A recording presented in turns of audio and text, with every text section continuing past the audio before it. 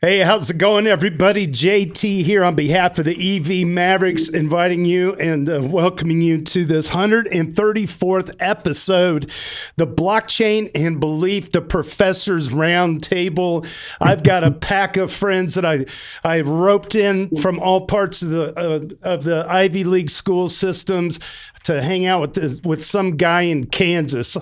So we hail from our Ethereum. I was able to go to Princeton University back in November to do a presentation on behalf of the EV Mavericks and the R Ethereum community on Reddit. And somehow, some way, I swindled these professors to come onto our podcast to shoot the bull for a little bit. Without wasting too much time, I'm going to go straight into the accolades. I want to introduce everybody. First off, we got Carolyn Biltoff. She's a PhD from Princeton University, Associate Professor of International History and Politics at the Geneva Graduate Institute. Carolyn writes on the relationships between the history and epistemology and economic thought since the 18th century. Her acclaimed book, A Violent Peace, Truth, Media, and the Power at the League of Nations explores media, propaganda, and truth claims in early global institutions and contains a chapter on counterfeit currency in the age of fascism. Carolyn is also the founding editor of Capitalism, A Journey of History and Economics. I'm going to switch over to my second screen so you guys can all see it. Okay, maybe you can't. We'll get it eventually. Andrew Schignell is a professor at Princeton University Center of Human Values with appointments in religion and philosophy. His research spans the work of Immanuel Kant and other Enlightenment philosophers, philosophy of religion, epistemology, and the ethics of belief, and topics in moral psychology like hope and despair. Recently, he has directed the Princeton Project in Philosophy and Religion and led efforts for a major cross-disciplinary grant on optimism, pessimism, and hope and despair. Then moving on down, let's see. I'm going to make sure I get everybody in here. Devin P. Singh. Hi, Devin. Devin holds a PhD from Yale University, Associate Professor of Religion at Dartmouth College. His work examines intersections of Christian thought with economy, politics, money, and secularization. Recent publications include the book Economy and Modern Christian Thought and an ongoing project on the religious and social roles of debt. You can check him out at devinsingh.com.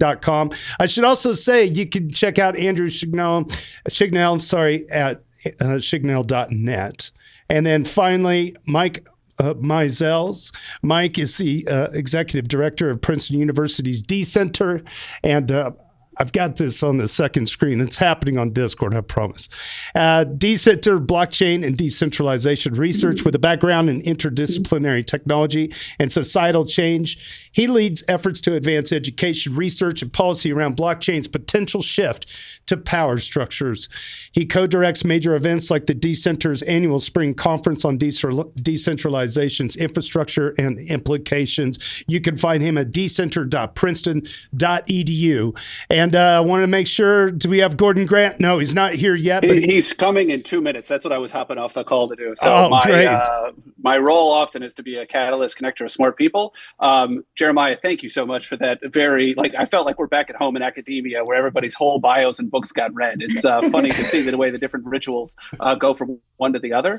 Would it be okay if I just said a quick moment of like how this whole thing came together? And then really, I do want to hear most of the other four talking heads on this call. But I am Mike Mizels. I'm the executive director of the D Center. I'm the founding executive director. It's important to me that I came into this role with a background which is diffuse, perhaps as Jeremiah said, but to me, I was and still remain a historian of art. So I did a PhD in art history in 2013, held positions of museum curator, professor, a bunch of different things, and wanted to be a historian of the art of the future, which meant somehow finding a way to author the history of art forwardly, which I quickly realized involved becoming a student of the money flows behind it.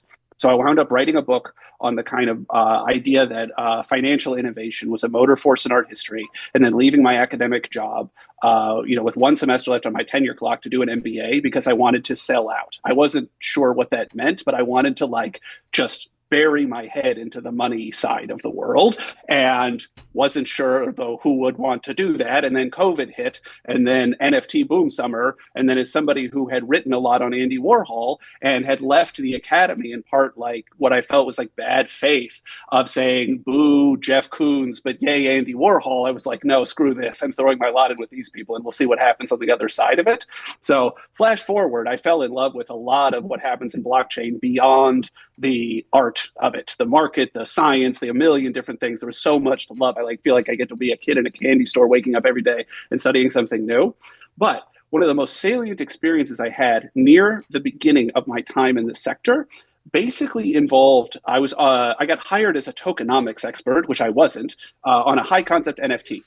What I became was a kind of dramaturg for it.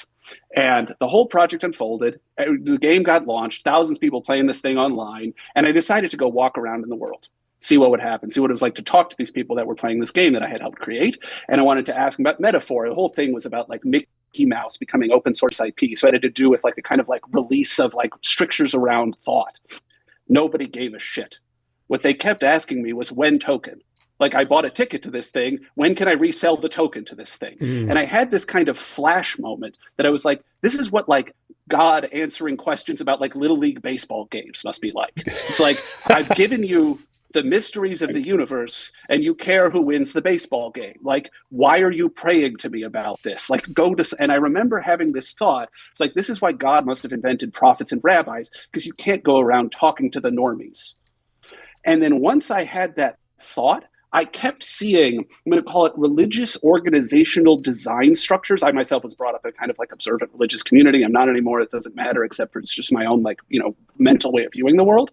But I started seeing that congregational design question everywhere. How the companies were built, how the token communities were managed, how people talked to each other, how they thought about ritual and faith, and the mystery Satoshi founding text, and down 1,000 different rabbit holes.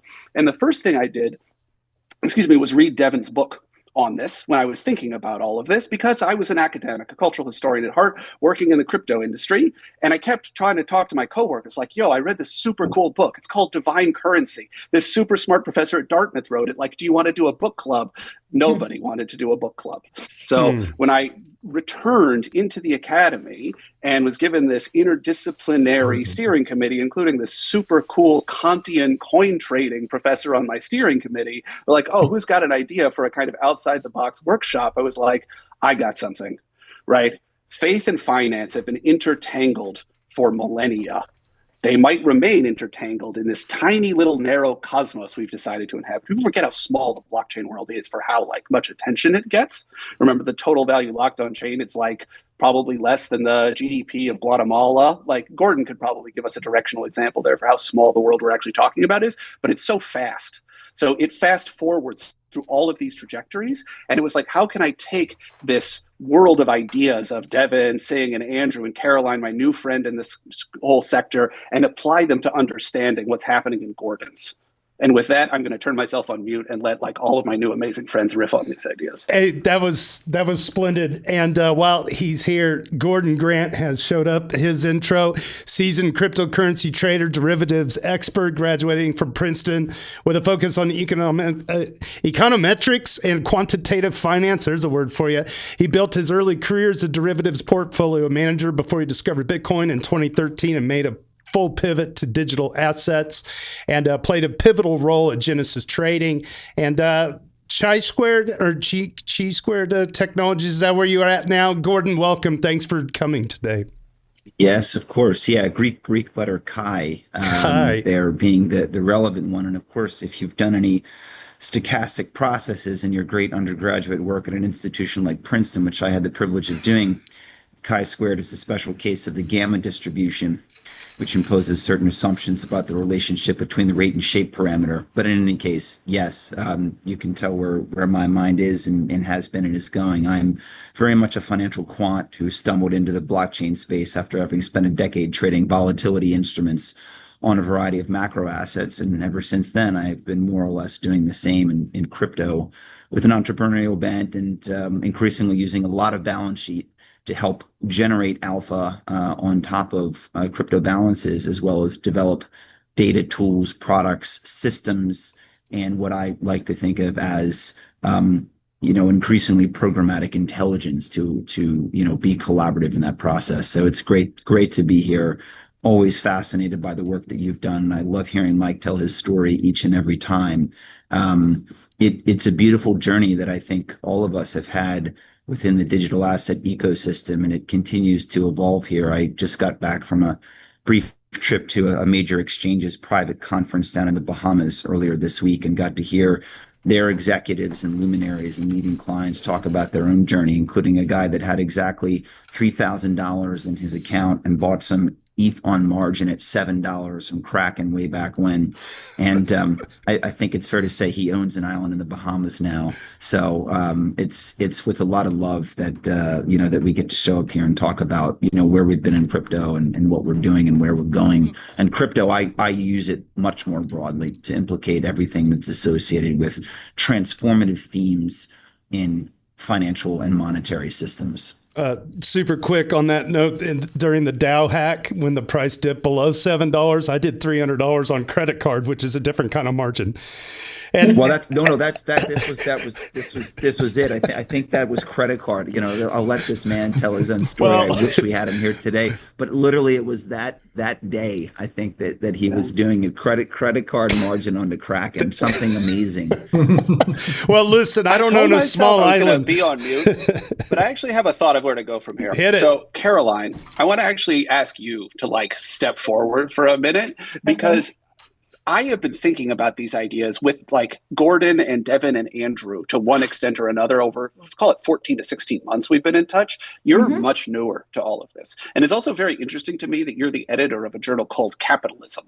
Yeah. Right. So what we're talking about styles itself potentially as a next chapter or a part of a next chapter in the history of that story. And I guess I would be curious to know, like, what you've made of all of this so far. Like, is this an interesting analogy? Is there some projective into the future, like power around these kinds of analogies? Is there scholarship to do here? Is this kind of like just fun cocktail party conversation? Like, yeah, as a newer voice in this group, I'd be very curious to like, yeah, take your broad temperature. Yeah, I mean, I think like why, like also just to cite Devin's book, I think the reason why faith and finance is a pretty natural and very fertile intersection for thinkers is just simply because also questions of faith have so long pivoted on questions of like how is it virtuous or not to have beyond what you need for material survival.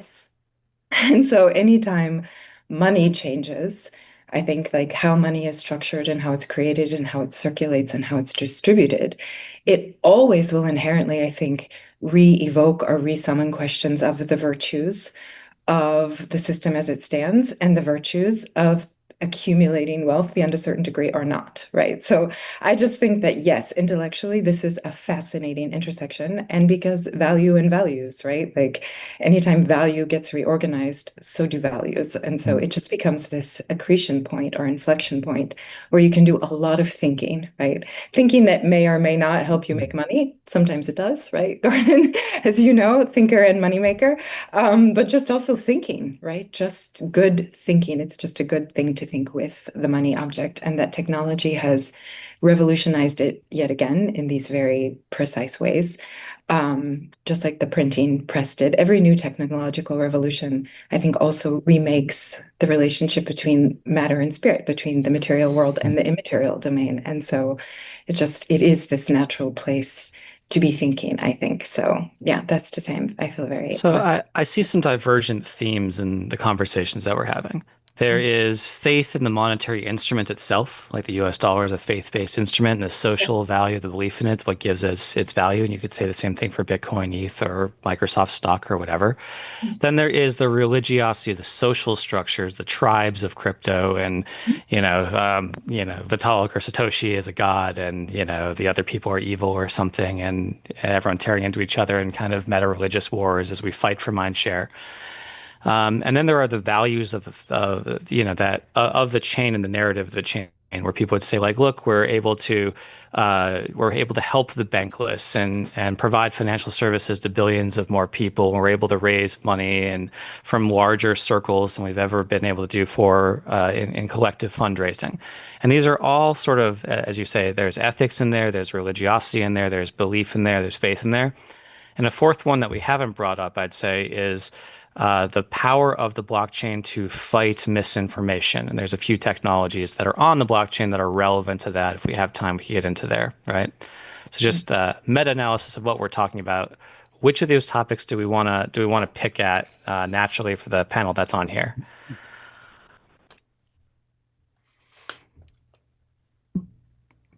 I'm going to defer to Devin before I answer that question, or that's Andrew, a good idea. or the other smarter people, and then I'll chime in. But that's a really Devin, it was your book that inspired this. You picked. Yeah, I mean, I was just looking at Devin's book, and the first line is, "It has been commonplace today to speak of a widespread so-called faith and hope in money and markets." So the faith and hope theme sounding right at the beginning of Devin's book. I mean, I think that's a really interesting part of the blockchain story, which sounded like it was the first point that was right. It'd be like we would talk about things like the recent precious metal trade, where silver's up like 180% last year, and people saying the dollar is down 12% against the euro, et cetera. There is changing faith around the world in different monetary instruments. Bitcoin and Ether have been sort of fighting for they themselves are money, store of value, digital gold, these types of memes, and fighting for mind share of society, not even just in the US, but globally, to advocate for the legitimacy of these assets as money, right? and tell a sort of narrative around them that sounds a lot, as Mike was saying, that sounds a lot like some historical religious stories. I mean, the founding text, the prophet who leaves behind the gospel and then disappears, might come back someday, reactivate the wallet. Then the Reformation comes along and people decide, no, we need a new protocol. It's got to have smart contracts. So you get the first breakup. Yeah, and the pseudoscience, quantum is going to crack his wallet next, and that's going to be the end of everything. All the meme coins are like the radical Reformation. So yeah, there's a lot of kind of interesting something Noah's Ark and lost keys. Exactly. But anyway, Devin, I'm curious. Yeah. Where do you want to go, Devin? Sure. Yeah. Can you all hear me? Yep. Yeah. Okay. That was a wonderful sort of summary of these different angles, and I'll put a pin in the information point because I think that relates to questions about trust, right? And this issue of what sort of system of value can be trusted, and there's these claims about the blockchain sort of securing information in a way that other systems perhaps can't attain to that level of a certain kind of transparency. So I think we can also let's keep a pin in that in terms of questions of trust and information flow. And Mike, CC Joe Lubin's talk about trust over our dinner. I wish we had that on replay, but I mean, Devin, you and Joe Lubin up here already on it. That's amazing. Yeah. Gosh, yeah. I mean, a lot of angles, but I think certainly this question of does it make sense to talk about cryptocurrency, whether as a technology, as an asset, as well as the communities around it, as a kind of religious movement, or are there religious or theological themes that are there? Is it illuminating to talk about it in those ways, right? And I think those are some of the things that have been named here. And I've studied money sort of in this long historical arc, as Mike mentioned, looking at it really in the ancient world as it's sort of evolved over various phases of history, but then the ways that religious thought has drawn from it, has drawn from types of exchanges, notions of currency and money, as well as the ways that religious thought has influenced how we think about value, how we think about exchange, right? So these kind of two seemingly separate systems, economy, money markets on one hand, religion, piety, theology on the other, have been influencing each other over centuries.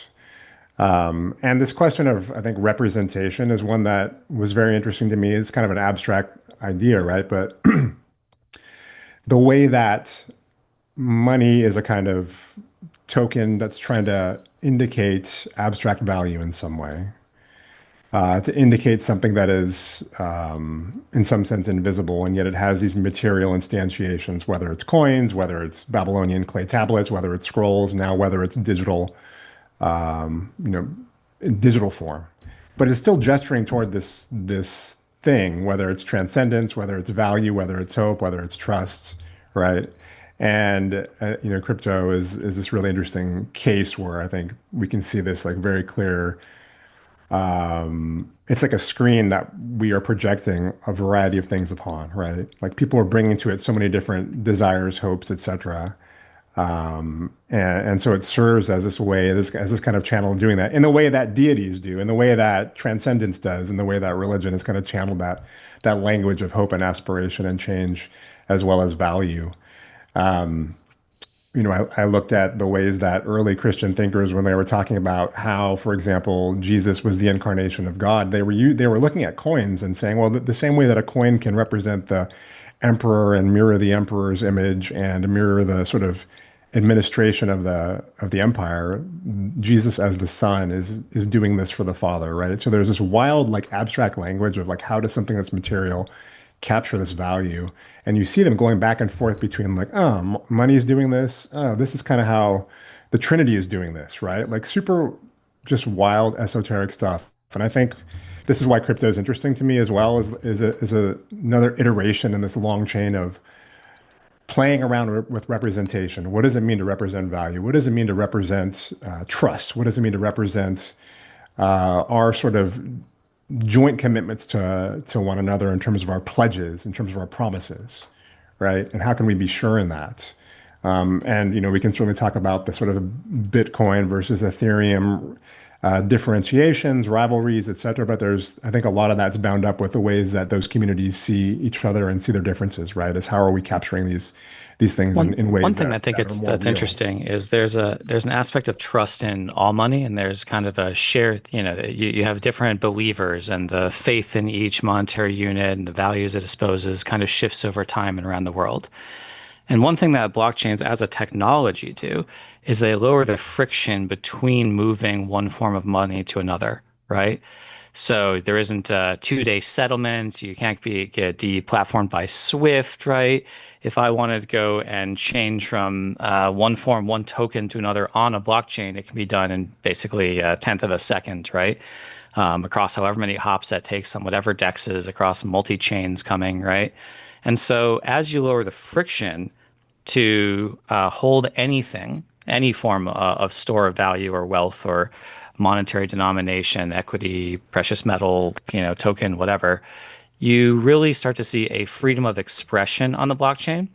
And then money becomes really a much tighter market, or a much tighter, there's a war over this faith that plays out in much more real time, right? Than if you have all the friction. So if you're someone that has a bunch of Russian rubles, for example, the friction between that and US dollars, if you wanted to hold US dollars, is a very difficult thing. With blockchains, it will probably be less difficult, right? Same thing if you're someone in Turkey and holding the lira and experiencing massive amounts of deflation, your ability to just opt out of that system is much easier with blockchains, and to hold some US dollar equivalent with stablecoins, right? And how about this one? Your ability to opt out of the dollar right now has never been easier, right? And this is where it starts to get really crazy, I think, for me. And I'd love to ask Devin, like, what happens when faith in an entire belief system dies? When people go, he wasn't a prophet, he was a charlatan, and this whole thing was completely bogus. Where you have like that moment in Guyana where everyone realizes they're not going to heaven, they just swallowed a cyanide pill, and how does that relate to perceptions about monetary systems? So yes. Can I add a correlate to this that is actually like extremely importantly, sorry? Was that the Fed as Jim Jones? Yeah, that's right. That's right. Exactly. So, that's the question. I leave it to you and Devin, but and it's So this is also, I actually have an ask of you, Devin, and Caroline, I think, and Andrew too. Devin, I think the most, but the three true historians, in my opinion, on this call, like I actually legitimately have an ask related to what Gordon said. I have the same question, and I would phrase it differently, and it has to do with the reappearance of centralization. So there is a problem that finance, computer science are wrestling with in a quantitative perspective, as you try to make the system dispersed and it accidentally glues together on the edges again. And I have been insisting to my computer science faculty director that there are historical analogs to this kind of thing, where we had a debate. Okay, the printing press, a great decentralizing technology. Okay, which is more centralized, Catholic Church or this tiny little dissident cult religion you joined, where maybe the guy who's in charge of your town is telling you who you can and can't marry, but it's just this one little micro community? Which one of those is more decentralized? Is that question even meaningful to ask in that way? So I actually have a paper I want to drop in the chat. It's from a finance professor at NYU that basically says you can have either decentralized or transparent in blockchain. You cannot have both. There's a mathematical impossibility result to that effect. And I want to ask the same question basically that Gordon asked, where what happens when it turns out that we get to just be nice to each other? We'll be decentralized. We won't have to go to war. Everybody will pray to the Prince of Peace, right? When everybody prays to the same Prince of Peace, we've got like war councils governing whose borders is what's going on where. So like, what can our space learn from you so that we can maybe avoid any of the mistakes of the past? Maybe. That's my ask. Yeah, no pressure there, right? Learning from history to perfect the new system. I mean, one of your points is really interesting, right? It raises this issue of like, is it about decentralized or centralized, or is it a matter of scale, right? Is it about scales of centralization? And maybe that's really what's at stake here. In terms of where we choose to actually locate the centralization. Is it sort of like national level, global level versus communal level? But I mean, part of the reason why I think there are a number of reasons why we see this kind of recurring historically. But one of those is this whole issue of value that we've already touched on. Is what does it mean? Arguably, I think there's a consensus needed. If something like value is going to be meaningful, there's a consensus that's needed in some way so that we can sort of have, like, again, within whatever sort of scale, whether it's a group, a community, a town, a nation, some kind of agreement on what is valuable so that we can then engage in whatever it is we want to engage in, exchanges, make promises that then tomorrow can be fulfilled, or, make some sort of commitment that can happen in the future, right? So that need for a kind of consensus lends itself then to authority figures, or authorizing institutions, authorizing structures to then say, hey, like I'm gonna put this flag down here and say this is where like value is located. This is where it's anchored. This is how we're going to keep it sequestered, etc. Right? And this would be, again, like one sort of pushback or critique of this notion that the blockchain is fully decentralized and fully trust-based. Is there's this potential way to read it critically as, well, we're just deflecting our trust to the various nodes, to the various servers on a system that are able to stabilize this. And so it's just it's a really a question of where we're placing that trust. It's not just sort of magically emerging, but there's a trust in the code. There's a trust in, again, the nodes that are part of the network. And so, is that necessarily, what are the sorts of qualitative and quantitative differences between that and other forms of centralization? I mean, I think there's really interesting cross currents here, some of which we talked about in November, but there is all this talk about trust and the need for trust in some of these systems, but then there's a huge valorization of the idea of trustlessness, where by removing middlemen and the Fed and various governments and potential censors and so forth, you no longer have to trust anybody at all. There's some kind of like transparency / lack of trust that is idealized also in this picture. And that kind of goes against the thought that there's a religious vibe here, because I think like 19th century theologian Friedrich Schleiermacher says that the essence of the religious mind is the feeling of absolute dependence. So I am, like a kind of infant with respect to the universe. I'm fairly helpless, and God is this kind of ultimate thing on which we all depend for our being and flourishing and so forth. And that kind of work, if that's what the essence of being religious is, that works against this like drive for not having to trust anybody, for setting up a protocol that is, I mean, in some technical sense, trustless, but also I think in an emotional sense, trustless. So there's always at least that as a kind of diabolical impulse in the space. It's like satanic pride not to have to trust. Yeah. Well, if I just want to comment on that briefly. Part of what's interesting about that language of trustlessness is part of what I was gesturing to with my comments, is that I think that deflects the reality that there's profound trust in the code and in the system, right? So it's not a question of trustlessness, it's location of trust, right? So maybe we don't need to trust fallible human beings. Now we can trust the code and it's going to be infallible. The religious correlate to that is ritual, and trust in ritual, trust in the process. And so if we do this ritual properly, if we follow these steps properly, we will receive X, Y, and Z. There will be X, Y, and Z outcome. We will be purified. We will be blessed. The community will remain together. We will not be condemned, whatever it may be, right? So I think there is a way to look at that. There's a logic to that ritual process. Yeah, a logic to that ritual process that I think we see similarly being kind of captured in trust in the code. We see the same thing in government, right? Like what creates outcome legitimacy? If legitimacy is a rare source, how do you create legitimacy? One way that you create legitimacy is it comes from an authority that everyone believes in, has faith in. Another way to create legitimacy is by following the rituals we've all agreed on, right? And that would be the argument for, right,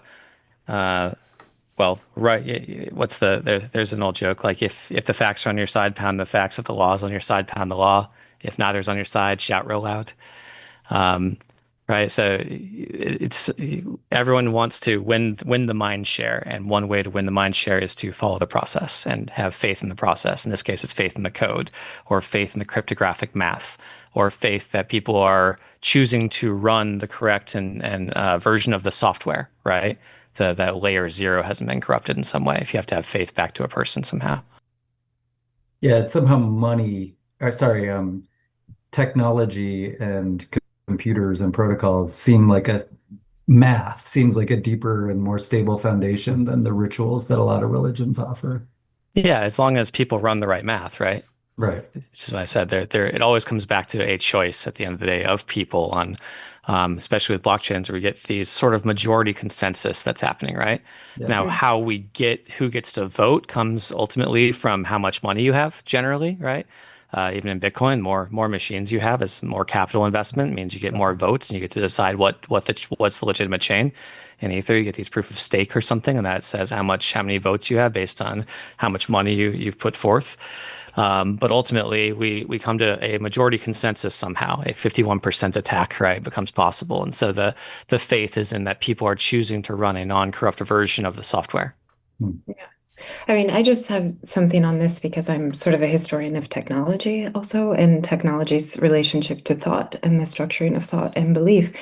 And I think one of the things we see consistently when we look from writing forward, right? So what does writing do? Writing allows Hesiod to stabilize the Greek pantheon away from the world of orality into a kind of stable doctrine and ritual system. But then the irony of that is it becomes legible as a genre instead of as a belief. So the very thing that allows trust or faith to become stable and possible also destabilizes the hegemony of that system. So I think the interesting thing about crypto is that this is a monetary religion built through a nascent technology. And so it has inherently within itself both the stabilizing and the destabilizing force, and I think that's the really interesting thing about crypto, because it sort of reveals something that's always been true about the relationship between the word and the spirit, right? It brings back to our eye the transhistorical process by which religion has been, like with the Protestant Reformation, as both Devin and Andrew suggested. Print destabilizes Catholic hegemony. It renders nascent forms of belief possible, right? But those will be destabilized in turn. So Protestantism is destabilized through the Book of Mormon. So I think, just for the historian who, I'm so sorry, I am even less than philosophers am I useful for giving good policy advice, right? Historians have nothing much to say truly about how to make a better future, but there is something about the sensitivity to just being aware as you're dealing with these instruments. For those of you who are traders, is that there are always stabilizing and destabilizing forces inside technology, right? They do both simultaneously. They create trust, and they also make it possible to disrupt a faith system, right? So I think for me, as the historical perspective is just, that's what's so cool as crypto as an object of study. And I have no crypto in my life anywhere, right? Financially. So we should change that. But it does absolutely. It is a fascinating object, right? For thinking how people put their faith in things to try to make their lives better, right? And why money and God are kind of the pocket, strategy for trying to improve even your God life. needs 10%. Exactly. So just the transhistorical view and what crypto makes possible for us to rethink about the ancient period, the early modern period, the Industrial Revolution, right? So for me, that's the exciting thing about talking to all you, is that there's a lot of material for the historian to rethink, just because what crypto is revealing for us. Can I riff on this just for a second? Because the birth of Bitcoin was as a result of the 2008 financial crisis, and people lost faith in the US dollar. As a result of that, Bitcoin was born. But pound for pound, and maybe Gordon and Logri the Bard could correct me if I'm wrong, since that time and the advent of cryptocurrency and the speed at which, and I say this as a cryptocurrency advocate, there has been more scams and more devilish behavior within that space than probably the US $100 bill has in the same amount of time. I know that US $100 bill like funds terrorism and does other things around the world that are bad, so we can lose faith in that too. But it's like, man, for all the belief and the provability that a blockchain gives us and the faith in the code, it sure does seem like there's a lot of grifters in the space too. I just wanted to point that out. That's an accountability thing. Sure. So it's totally possible to write a smart contract that has a 2-day settlement period, or that gives a bank administrative controls, allows them to claw back funds, or do other things that would help to deal with the grift. It's also totally possible to have people choose not to use that, right? So no one ever forced someone to buy Bitcoin. They might have stolen it with a wrench from someone, but I don't think anyone's ever forced someone to buy Bitcoin or Ethereum with force, right? Whereas governments have definitely forced you to have US dollars. If you don't pay your taxes in it, like you got problems, right? Yeah. Not to mention Northrop Grumman and Lockheed.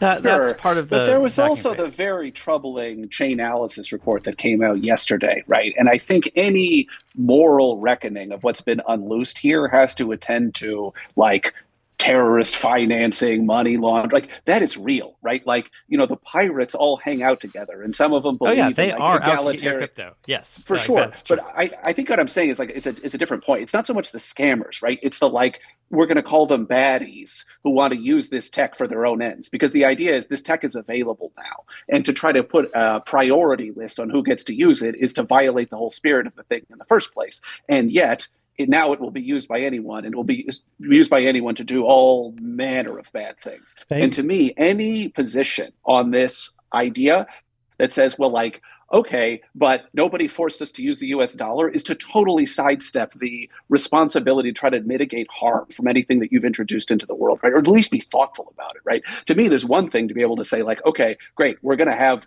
more money launderers probably than the banking system, even though we like to twist the facts and it's total value locked and transaction volume.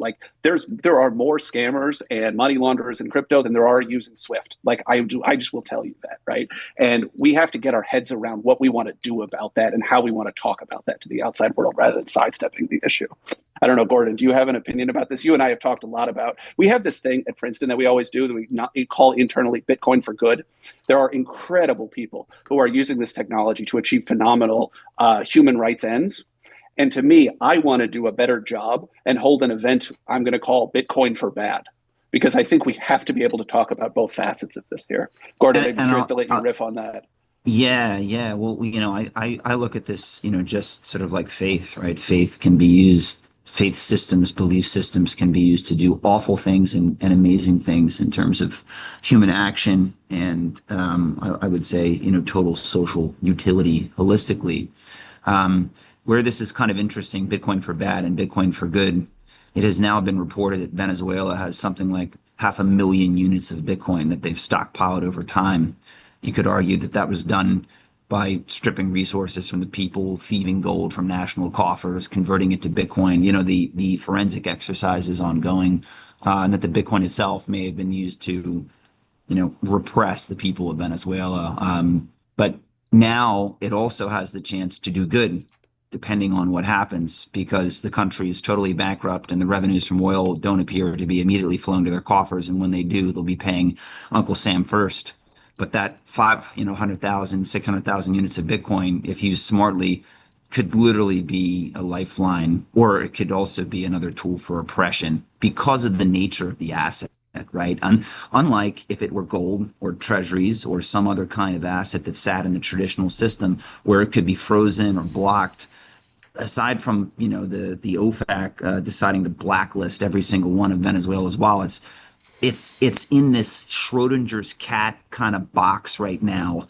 And, are we going to find a fetid carcass when we pop this thing open? Or are we going to find, kind of the great, C.S. Lewis lion inspired Aslan kind of character? So I I think that bad and good, right? The duality of the asset is what makes it really interesting because we're actually, as a belief system, we're also, in some sense, I think the world is asking the question, are we dealing with the, kind of an angry, vengeful, God from the primordial ages? Or are we dealing with sort of a Unitarian Universalist, soft, benevolent, sort of being there that's good for everybody in every circumstance, no matter what you do. So that's how I see it. And there are many other examples.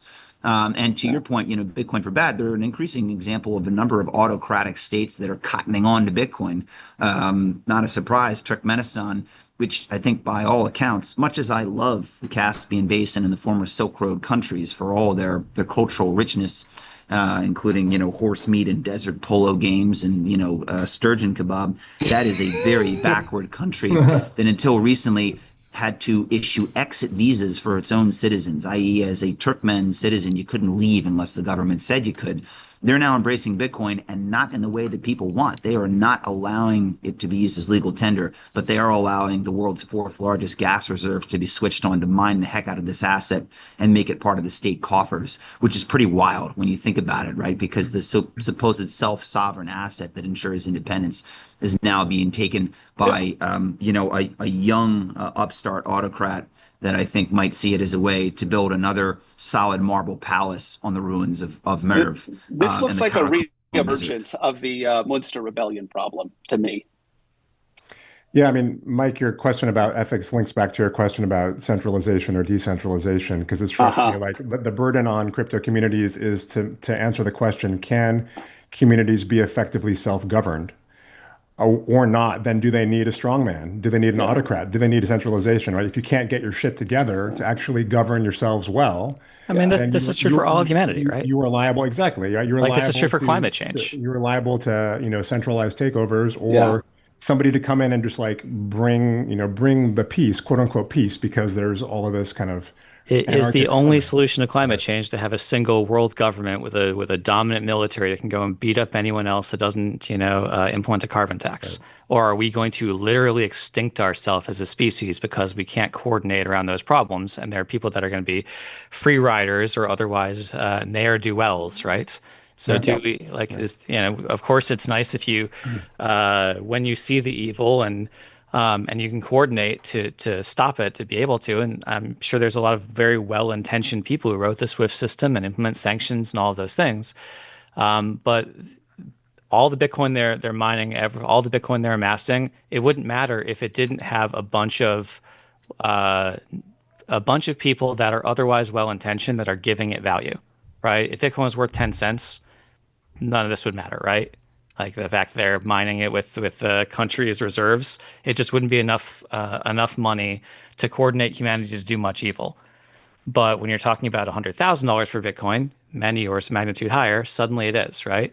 And so it's, well, how much damage can you do due to people's belief that censorship resistance does more good than harm, right? The aspects, the memes that give Bitcoin value at a market level so that people in the US are buying it and are essentially supporting the price of an asset held by dictators and autocrats, right?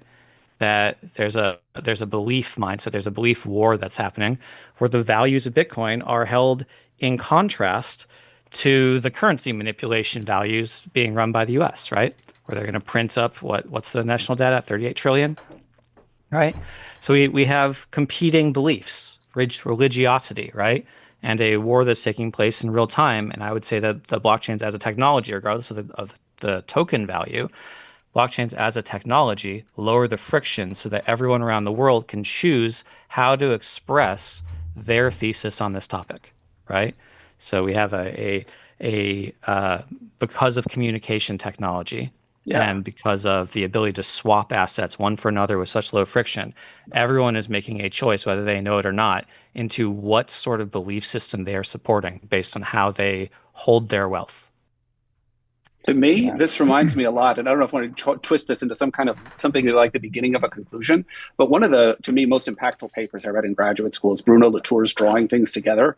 Latour's not an art historian. This is like his attempt at like thinking about the Renaissance and many different things. But the piece basically ends with this argument that like history is governed by the transaction cost of communication.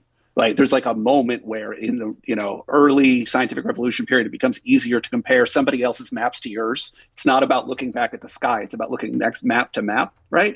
So the idea of long distance communication and sharing of like information and then eventually information about money and then money itself and trade goods, et cetera, like that's the feed forward of history.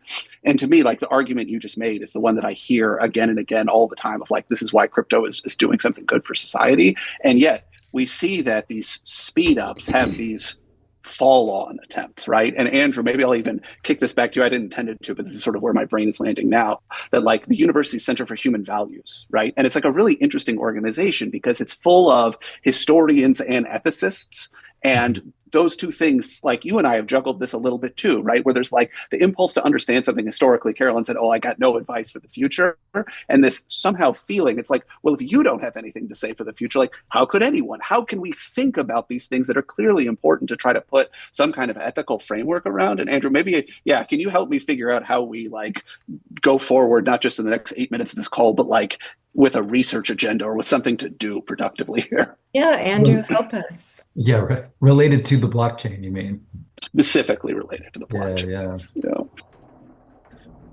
I mean, I don't know. I was asked by the University Center for Human Values to be on the steering committee of the D Center in order to, I mean, it was in part just because my brother was investing in crypto. My best friend was really interested in Dogecoin, kind of nihilistic impulse, really. So my interest in this space has been developing over the last couple of years as I've been serving in this capacity. But I don't feel like I have a clear view of like how exactly values would map onto the space in a new way. I mean, I see that some phenomena are moving very fast, that there are these analogs to religious history, that there are philosophical questions that have come up and are interesting. But in terms of a kind of big picture, like template for how ethics and values applies to the blockchain space, that's like above my pay grade. Maybe not ethics and values writ large, but the idea of like using the lessons of history to guide ethical thinking in applied domains, right? Of which blockchain I know is only one within the human values. So at least I've heard from my position, like I'm a humanist, but I'm employed in the School of Engineering. And the gossip on my side of the street is like all of these centers, the robotics center, bioengineering, like whatever it is, they're going to get somebody that's kind of like you. That's like the ethicist to think about like the relationship between human and animal, like that is definitely a proud research tradition at Princeton. And like, how have those people helped the bioengineers think about what it is they ought to do in their work? And can we draw any of that into what it is we're trying to do here? Yeah, and I just want to underscore, you mentioned the historical, and I was going to jump in after Carolyn had spoken and kind of push back on her self-deprecation there, because as a historian, like that brings immense value. No, I mean, just to be clear, I think his studying history makes the world better, because I think we need spaces. So what I mean is there's not a quick pipeline between intellection and action for me. We need people that act, but then we need people that are allowed to think, because thinking without the pressure of doing is actually of tremendous. That's my whole bit, right? Like erudition is activism. Like we need people that are allowed to think profoundly and deeply and have conversations with y'all who are doing things in the world, and open-mindedly having conversations with people that are doing things in the world. But I feel really strongly that there's something in me that needs to be able to like monk out hermetically in the library to be 100%. Useful. Right, 100%. To be an excellent educator, to be an excellent researcher. Because if I were making money in that way off of, or if my paycheck was coming from the blockchain, say, I would have a different perspective than I do with having, like I'm in this world, but I am treating this as an intellectual object to think about and with. So definitely, I think ethics, yes, but I'm just not sure there's this, these conversations have to happen like we're doing today. But I mean, I don't think of myself as a consultant per se. You know what I mean? Like, I think it's more like that. I think of myself as a researcher and a scholar that cares about these issues. I like that distinction between people out there doing things in the world and then us, Yeah. yeah. But I mean, I was a little worried about JT calling this the professor's roundtable because I wasn't sure if anybody would show up for it. Yeah, I know, man. That's the thing, What a buzzkill. right? Yeah, Like, exactly. Yeah. But I mean, I think the question that Carolyn, we still have to answer is, yes, we have this incredible privilege to sit around yeah. and think in our little centers, but why should anybody listen in?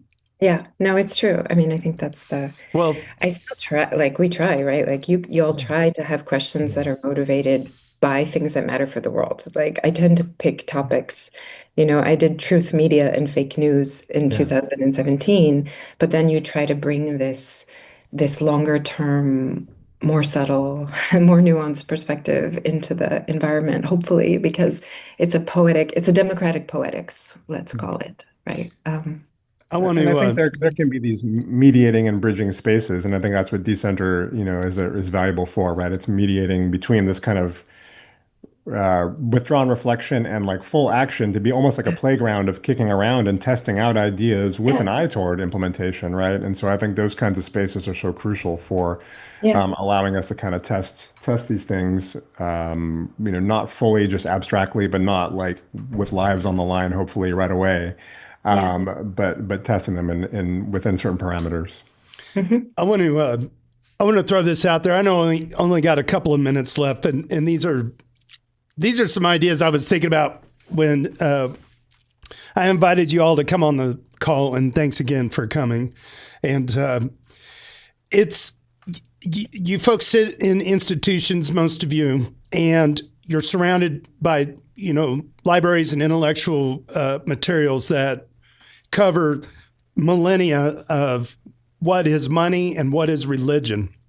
And what strikes me with the blockchain, in the world hasn't really seen anything like it because it's not quite money, but it definitely is technology. But what I'm worried about is how quickly we're going to be able to adapt to this technology. For instance, from the moment the printing press was invented until basically every city in the world had a newspaper was several hundred years, right? The invention of the car to man on the moon was 50 or whatever, invention of what I'm saying is blockchain is really not that old, and it's already moving trillions of dollars worth of assets in real time every year, and it's only getting faster.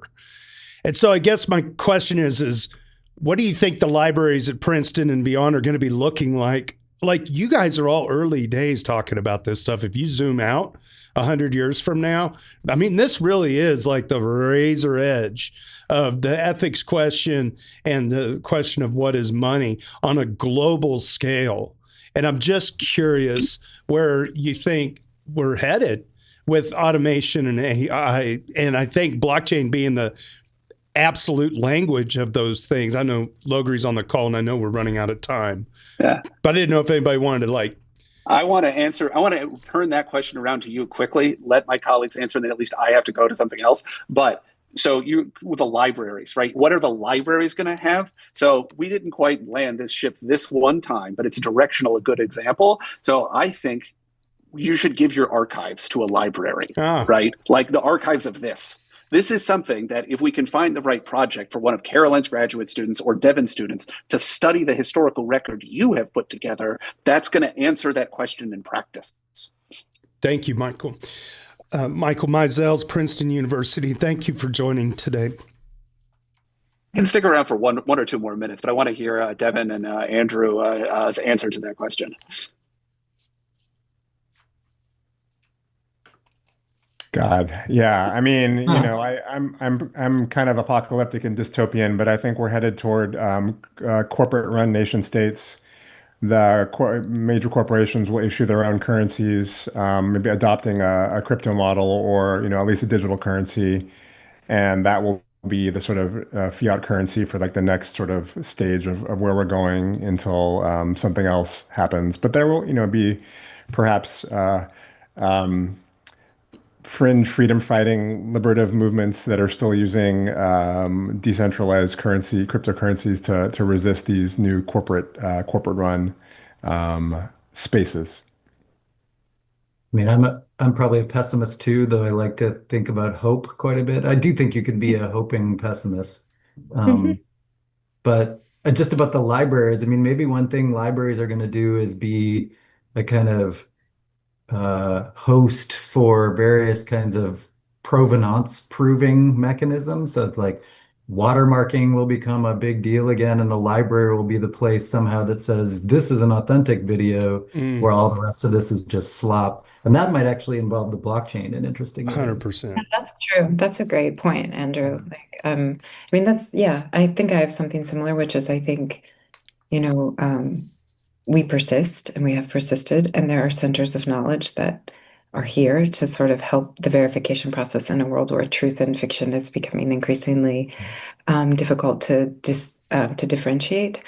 I have a similar feeling that this is what the library and the universities need to kind of hold. That's the ground we're holding. And then what that means, maybe the blockchain can be mobilized in that fight, right? It definitely can. I can talk about on a different call sometime. That's definitely an hour-long topic for exactly how provenance trails and AI can be used offensively to prevent misinformation. And anyway, it's a long talk. We have people working on this topic here too, and Jeremiah is going to say we're happy to think about a sequel. And I think the idea of the changing role of the changing role of the university is something that's very near and dear to my heart too. Right, Trad Ac and Trad Rel are even older than Trad Phi, and maybe more interesting to disrupt. Excellent. Okay. It's been a real pleasure, Jeremiah. I hope we get to do this I want to do it again. I mean, yes, I like it. We limit it to an hour because that means we have to get together again. Thank you so much. Yeah, thank you so much. And we were aware that you're not a big fan of airline flights, and so we really appreciated you coming up to New Jersey. By the way, that's the best barbecue sauce I've ever had. Yes, it is, isn't it? That's so good. That's a shout out to Cowtown Barbecue Sauce, Kansas City, not a sponsor for the Night of the Living sauce. Even better someday would be to get you all together. I can cook some vegetarian stuff too, man. I think we got to get down to KC. I think you do too. That's what I'm talking about. Man. I'm a road tripper myself, Jeremiah. Are you? Those airlines. I'm going to be conditional probabilities, man. You know what I'm talking about. You have a nicer safe car in than absolute the rest of sense. us do. Conditional probabilities are the problem. Well, I'll be sure to give you guys an email next time I host one here. I'm about 20 minutes from the airport. It's easy to get here. It's 2 hours from everywhere in the United States. That's the best part about living in the flyover country. So, hey, thank you so much, the D-Center family, Princeton University. You guys have been amazing. Thank you so much, and we'll catch you on the next one. Thanks, okay. Good. Got it. Appreciate it. Be well. Thank you. Awesome. That was fantastic. Thank you so much to that team for coming out today. Oh, Carolyn's still here. So I'm just trying to figure out how to stop recording. That's all. Oh, there's a stop record button down at the bottom of your screen, probably towards the right. That's probably true. I don't know. And if you stop, it'll probably save it anyway. But yeah. Yeah, I'll find it. All right. Thanks, Jeremiah. It was lovely. I really enjoyed this. Thanks for having me. Say hi to the cows and the prairie for me. Hey, the inside baseball for those of you that are tuned in on YouTube and X is Carolyn's not actually from Geneva, but us Midwesterners can find each other in the crowd. So it's so true. It's so true. All right. Thanks so much. Thank you. Bye-bye. Bye. Awesome. Yeah. Carolyn Biltoft, Associate Professor, International History and Politics at the Geneva Institute. This really was something super special. And thanks again to Mike Meisels for connecting all the professors. Originally, I was just asking Mike if he wanted to join a call, and then we ended up putting together a panel from that event at Princeton. And I know Andrew's He's kind of like, if you call it a professor's roundtable, nobody will show up and listen. That's not true. That's not true. This was really enlightening, and I can't wait to do it again. And thank you to Logri the Bard, our technical interviewer, for helping out on this one. What time is it? It's a little after 2:00 my time. Originally, I was thinking about not reading out the Doots, but you know what? I should probably go ahead and do just that. Let me just open this sucker up here. It's dailydoots.com. And I haven't read these ahead of time. We are going to refresh a page just one more time. I know I just loaded the page, but I'm going to do it anyway. Let's get right into it. Our top 10 of this week: Aiden Cairo at 118, Ethical Trade at 119, Henny Abu at 134, number 7, Crypto Currency at 135, JS Tears at 141, 168 for Tricky Troll, and Benito 2030 at 178, Super Fizz at 241, Logri the Bard climbing up this week to 251, and Harog sitting at the top of the heap at 304. Cool. Let me shut off the Zoom right here. All right, there we go. Excellent. Let's go over to our weekly roundups. Here we go. Oh, and I've got, you know what? I've got quite a few guests coming up in the future. I don't have them listed here. It's looking like. Okay. That's all right. We're going to have 4 more guests in the month of January alone. We're going to have a double Doot. It'll be a Thursday, Friday, back-to-back set of episodes. So be looking out for that. I'm excited for that. Weekly roundups. Do we have it? No? He got it. Hanny Abu, where are you at, babe? Daily threads. These are, I might have to find, I might have to go straight over to Reddit and get it from the A word, because I don't know if Hanny got it updated. All right, this is January 9th. Let's go over to the daily discussion thread. We'll find the A words list here. Boom. And just like that. Here we go. Trinity, Haiku, the Chota, the Eternal Crab, the ship post of the week. And let's see. We'll open it up. We'll just do those right there. Our Trinity for today, day trader by H chimes in Ethereum. Frank the Tank with the ratio of 0.0343 and a price of 31.14 by Alexis Cap, Alexis EF, and JS Tears with our haiku of the week. A few to annoy Venezuela Viceroy, oil and gas enjoy. A few to annoy Venezuela Viceroy, oil and gas enjoy. Okay. Thank you so much, JS Tears, for the haiku of the week. Clam Chota says, eat, take my energy. Iter ad astra, all hail the eternal crab. Types in 3111 on the price. Evil Jordan is our ship post of the week. I think, yeah, I made a transaction on mainnet swapping ETH to USDC, and since then have received over 60 phishing transactions of minuscule amounts of USDC. I almost have 30 cents worth collected now. Thanks, scammers. It's free real estate. So he's got 30 cents of scam attempts sent to his wallet. My gosh, these people. That's amazing, though, to get that much money. All right. So this is why people consider ETH to be competing against BTC. This is Noodle Salad 3000. Could someone explain to me what is the strategy with price where ultimately you always compete against Bitcoin? I learned we don't talk about direct dollar value, but always the relation to BTC price. So far, so good, understood. Like, I also understand value building. However, it seems price building is non-existent. Bitcoin uses tricks like MicroStrategy to collect investors, which then attracts new investors, and they get a flywheel effect. I also learned that with liquidity farming, it was an approach to use such flywheel effect. However, I also saw that Ethereum, there is so much building that everyone builds their own tokenomics or token economies on layer 2s. And all layer 2s compete, given that there is no direct link, but always L2 goes to L1, goes to L2. So you get this fragmented economy, which means splitted interests. It doesn't sound game theory stable. If you could push your own L2 token instead of ETH, it is more incentivized. Staking also isn't that sexy if the price is not that attractive, or at least the outlook. Not sure about other players besides Bitcoin. Solana is sometimes mentioned, but seems not much else to be able to compete at a global level. Is there some strategy ongoing, or is this one of those forbidden knowledge things like we don't talk about price? Ah, interesting, spicy. Recording. Let's see, I ended my recording here for Zoom. Edmund Edgar, fellow moderator, responds, Deuter number 43 for this week. Quoting this, I learned we don't talk about direct dollar value, but always the relation to BTC price. So far, so good. Understood. Edmund Edgar says, this is an old ETH finance brainworm dating back to the days when people thought BTC and ETH were competing for the same network effect.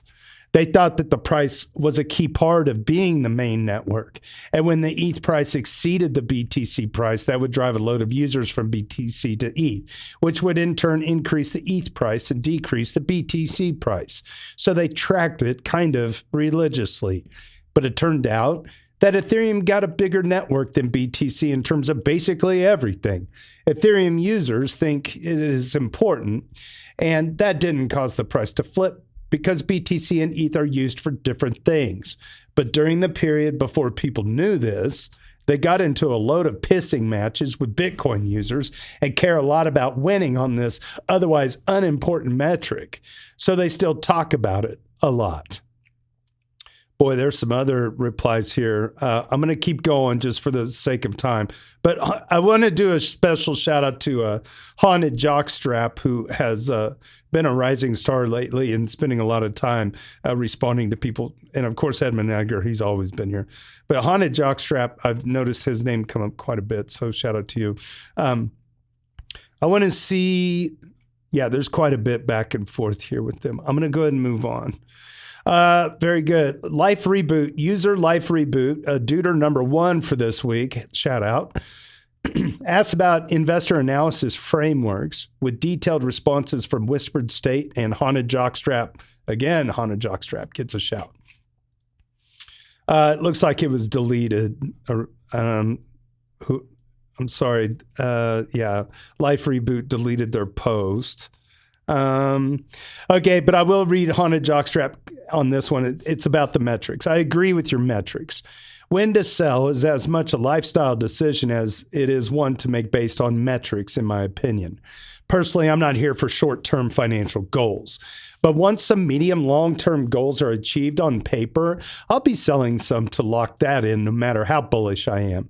The metrics are guiding me that I'm still in the right place. But when it's time to leave personally, partly. As far as I'm concerned, something like total value lock should continue to climb this year with the expected adoption from TradFi. A major reversal in that trend outside of TradFi Black Swan event would have me reevaluating. I believe this is the year. I like the other comment as well, that a bullish outcome sell signal will be when you see mainstream adoption of Ethereum in your day-to-day life. Like if my tech illiterate father is paying for coffee with stablecoins, or my crypto hater friends have Aave on their phones, etc. We all invested in this partly because we believe that would be the outcome. Seeing market penetration of Ethereum like that would indicate to me that I've captured a lot of the upside in at least the medium term. Okay, and AGI 44, another Deuter number 1 making the weekly rounds.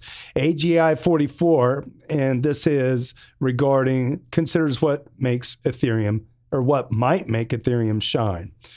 It might be that either Bitcoin needs to collapse or Ethereum needs to ossify as well before we see any meaningful price change. Forever crab till the protocol is good enough, and now people can focus solely on L2's better UX merchant integration. It would make sense. Why should Ethereum become more valuable than it already is? It's eternal crab versus infinite human stupidity. Just how long is it going to take for the masses to understand Bitcoin is fundamentally flawed? Most never will. They're sheep and won't care or bother to understand. See what I did there? They just want things that work and don't care about how. I'm keeping my popcorn ready for around the next halving. Sooner or later, it's game over and a massive wave of change will come. People will cry. Why did no one warn us? I've been lied to. See, can't trust technology. It's always failing eventually. This is why we have banks and governments to protect ourselves from our own stupidity. I disagree on that part, but anyway, that's when Ethereum will shine or perish under the global wave of distrust towards all crypto, all being lumped together as if it's all the same thing that can't be trusted anymore. Will Ethereum survive? Time will tell. What I think is more likely and better for all of us is another long, painfully slow bear market with no violent crashes. Just a slow, steady down so that the Bitcoin issue can resolve itself in a less volatile way. Ethereum will survive all bear markets. It does not rely on miners needing to pay huge electricity bills. Bear markets is where the truth surfaces and old waste gets abandoned. And I'm going to interject here. It's also where you make your best friends. Bull markets are full of, well, bullshit. I'll see you all in 2026. 12 Meatballs. Hey, shout out 12 Meatballs. Duder number 46 shares their experience of D-Pin Day. A bit belated because I got trapped by Reddit filters. I'm here to serve you. But my final Dev Connect article is up. I went to D-Pin Day and now I want to monetize my vacuum cleaner. It's my typical oversharing style of overview. You have been warned. 12 Meatballs, I know you're sitting in the chat. I'm not going to read all this, but I am going to read the first part of it at least.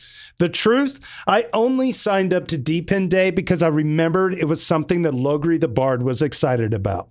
I had no idea what it actually was. Logri said that we should all look into D-Pin. We would not regret it. I tried. I regretted it.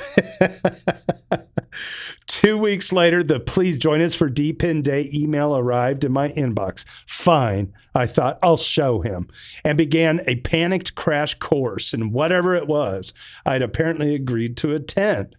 DPIN, which stands for Decentralized Physical Infrastructure Network, is indeed a hot topic because it offers a tangible innovation, building physical infrastructure using blockchain technology with tokens that have actual practical use. DPIN offers the chance to shift ownership of physical infrastructure from centralized players to community-driven networks. Now, the hunt is on for real-world problems that DPIN can solve. Early that morning, a small bug triggered by a change in data permissions crashed the Cloudflare routing machines. Half the online world seemed to disappear. People stared at their phones as they arrived at the venue. DPIN Day Buenos Aires was hosted at Art Lab by Fluence, a decentralized serverless computing platform, and Filecoin, a decentralized storage network built on blockchain technology. The venue calls itself a creative laboratory and cultural center, which translates to a dark room with blue LEDs crisscrossing the ceiling and techno thumping in the background. The vibe is nightclub rave meets airport lounge. I stumble in from the blinding sunshine to find half a dozen black tables scattered across the floor, each one covered in plushies and stickers with catchy slogans like, "Take back the FOC in cloud." It's no secret that Filecoin are going to announce their cloud service today. An open bar offers coffee, water, and a variety of juices for those of us foolish enough to arrive on time, which by Buenos Aires standards means we're criminally early. God dang it, you got to get for language. Tom Trowbridge, co-founder of Fluence and our MC of the day, sits across from me, frantically finishing up his slides. Outside, Cloudflare is just as frantically trying to revive a collapsing internet after an outage of over 5 hours. Me? I'm just trying to work out what I signed up for. And we got an image here, it looks like. So there's an image from Deep In Day. You could read the rest of this. It's on dailydoots.com, or you can look at the front page of Reddit on the R Ethereum. I went to Deep In Day, and now I want to monetize my vacuum cleaner. 12 Meatballs is also a producer for this show and helps out behind the scenes. So thank you so much for doing this. Oh, what's this down here? There's an EV Mavericks production. There you go. Thank you so much, 12 Meatballs. You got a gift, my friend. All right. Good stuff. Logri the Bar considers portfolio positioning for 2026.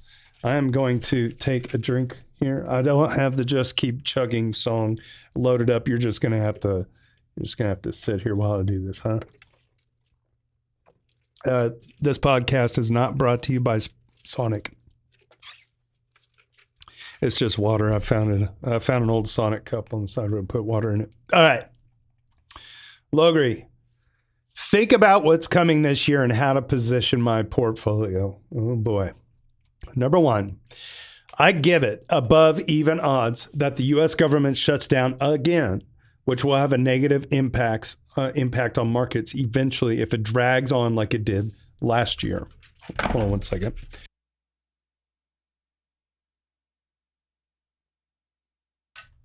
Number two, the U.S. has turned on the money printer again, and the debt is parabolic at this point, so I'm expecting a return of inflation. This probably means I should be holding more euros and maybe precious metals. But number three, there are dozens of mines coming online, I'm assuming precious metal mines, in 2026 and selling covered puts on precious metals. I don't see how the parabolic rise in silver and gold this year can sustain all of this new supply hitting the market. So maybe not holding precious metals past quarter one or two of this year. These mines might take a while to come online, but a lot of gold mines started set up in quarter three of 2025. So we should start to see that extra supply this year. This implies selling precious metals and back to euros if I want a stable coin past quarter one or maybe two of this year. I made about 10% on a currency trade last year. Seems like I'll be setting up something similar again this year. Number four, I predict the continuation of the rearmament of Europe. Trump's actions last year cemented an increased expense from Europe on defense. And you can be sure this recent rhetoric on Greenland and events in Venezuela today only further that outcome. I'm up almost 100% in 2025 on EUAD, and I'm comfy holding that for another 50% gain over the next 4 years. Step five, I'm bullish tokenization, but it looks to me like DeFi is going to fail to seize the market share. So I'm looking at picking up some Robinhood or Coinbase when their product offerings start to show sizable adoption on chain. Something to watch rather than act on for now. I obviously should have bought Canton on the narrative when I heard the news, but I sat on my hands instead. I'll keep looking for other ways to express this thesis, but for now, I'm just watching the adoption of real-world asset platforms like Ondo and TradFi to buy based whatever fundamental signals I can nab. Number six, I think we'll see an AI dip sometime this year. If you look at how much these companies have to make from AI to recoup their capital outlays, you come to some pretty unlikely answers, which says to me we're going to see a dot-com style repricing of these efforts in the next few years. But I'll be prepared for it going into quarter three. DAI has some amazing tech, but I haven't encountered any protocols that have actual customers. There's a systemic failure of customer outreach for that sector, just like DeFi. Until we change how we do outreach, I only see market caps for that sector continuing to struggle. That's a long topic, though. Number 7, and finally, I'll happily pick up more ETH in the low 2,000 range because I give it good odds. We would at least revisit 3K within 4 years, or if we see both the drawdown in exchange reserves and an elastic responsive price to that drawdown. We saw that briefly with DATs in July and August, but the time to exit was when this elasticity broke. Outside of that, if the market structure bill passes and comes out, well, then I'll probably buy some back for a narrative trade. Otherwise, I have enough and I'm happy farming. In aggregate, I expect this year to be volatile and for there to be a massive unrest in the U.S. from continuing layoffs, the cut of ACA subsidies, unchecked executive power, and the world alienating the U.S. on everything from travel to booze in response to aggressive behavior on the international stage. What other thesis do you all have for this year, and how are you investing for that? And there's a lot of replies here. Hats off to Luxury the Bard for such an incredible write-up and just laying the thoughts out old school like we all should from time to time. It's good. Nice work.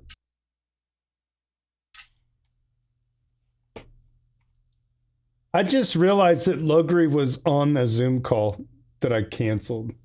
Logri, come to Discord. Shit.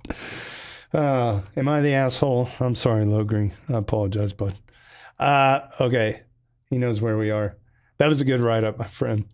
And also, thanks for your help with the professor's roundup. You had a lot of good stuff, a lot of good insight there for them to riff on. It was fun. I think they really had a lot of fun.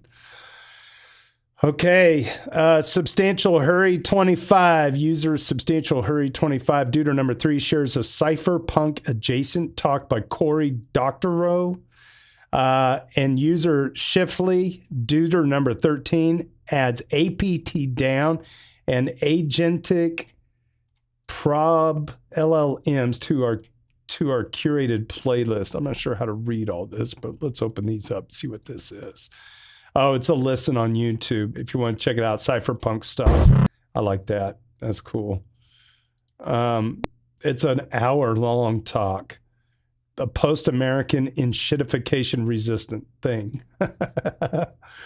And then there's other ones too. There's some other talks that are listed here at dailydoots.com. Be sure to check those out.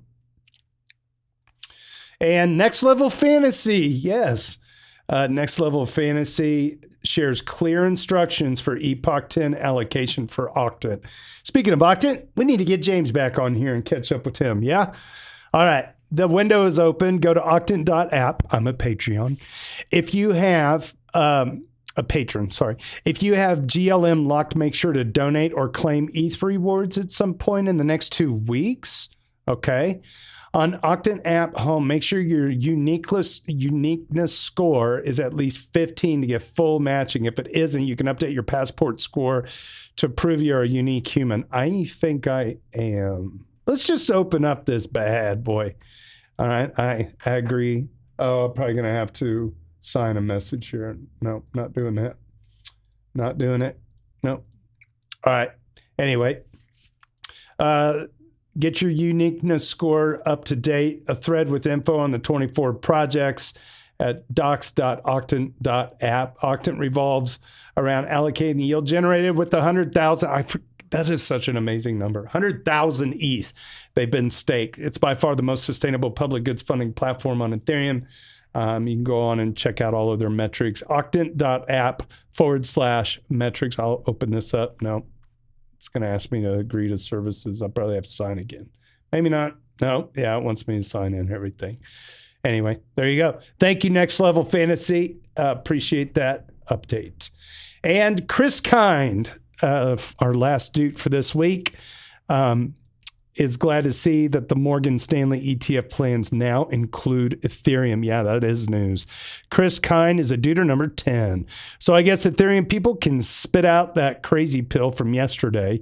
Perhaps the Ethereum guy at Morgan Stanley couldn't be bothered to work overtime around Christmas and New Year. So according to the block, there it is. Morgan Stanley widens crypto bet with proposed spot Ethereum ETF after Bitcoin and Solana filings. Yeah, couldn't be bothered, could you? Awesome. Well, I think that's it for this week.